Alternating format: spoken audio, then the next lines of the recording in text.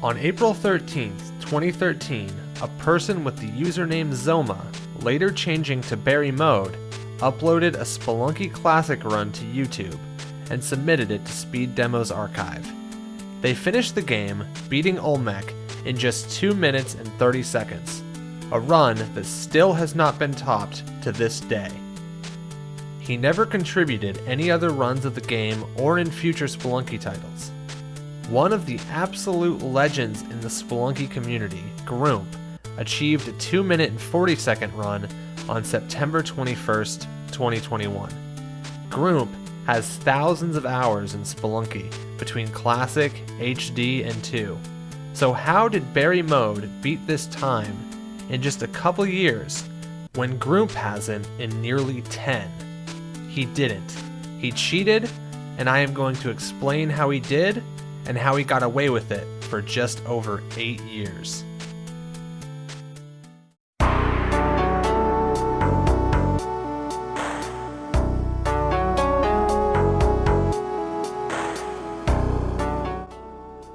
To start, I want to be clear that this run has not been credible for a long time. It has been heavily doubted by the few people who have ran the game in the past few years. Unfortunately, he submitted the run to speedrun.com before anyone else, so his moderator status has only recently been contested. It just started being heavily investigated back on February 24th when a user in the Spelunky community Discord pointed out this missing tile during the transition screens in between levels. It wasn't just in one transition, it's in all of them but the first, in the same location. Originally assumed to be some sort of janky problem with GameMaker, was immediately squashed when I looked at the transition room in GameMaker Studio. The tile that was missing was completely hard-coded. There is almost no chance that he was running on a vanilla version of the game, aside from that first level, but I'll get back to that in a minute. We didn't want to jump to conclusions based on this fact alone, since we still did not understand exactly how he was getting such a good run. Obviously, a missing tile during a transition screen isn't going to save you time during the run. So since we couldn't figure out why the tile was missing, we decided to look deeper into the rest of the run.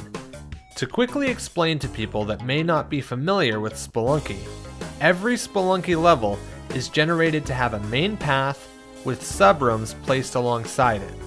Speedrunners use this to judge where to go next.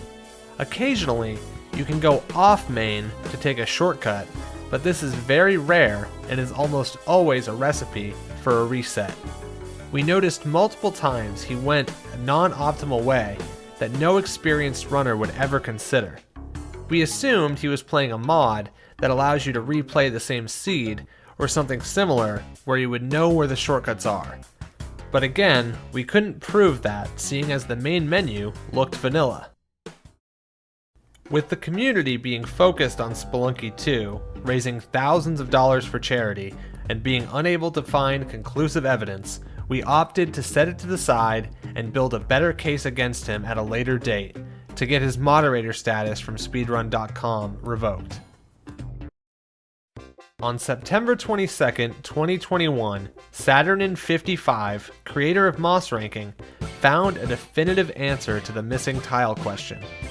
Back on March 1st, 2012, ANT uploaded a mod called Saveable Spelunky that allows you to save and reload during runs.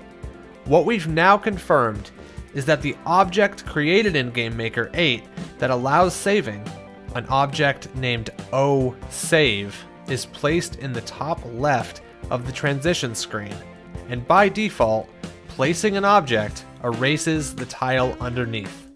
The missing tile we see in Barrymode's original world record video. Saturnin55 dug through the Internet Archive to find an old Mossmouth forum post where he downloaded the mod and discovered this. Getting back to that first transition not having a missing tile, we believe he spliced in a level 1 running on a vanilla install, seeing as the mod starts you at level 2 when loading. The fact that we have no missing tile is definitive evidence of a spliced run, and immediately discredits anything he may come to a defense with. All of this is so simple that it likely would have been caught immediately if the Classic scene was even slightly bigger back when this run was originally posted. Fortunately, interest in running Classic is having a bit of a resurgence, and Groomp's 2-minute 40-second run is directly responsible for this video you're watching now. You see, Groomp getting this time is more significant than it might immediately sound, seeing as it's not lower than Barrymode's spliced run. A runner named Exploding Cabbage posted a run with a time of 2 minutes 53 seconds, way back on July 27th, 2010. This was unfortunately the run that Barrymode topped, leading Exploding Cabbage to have no idea that they actually held the true world record for 11 full years.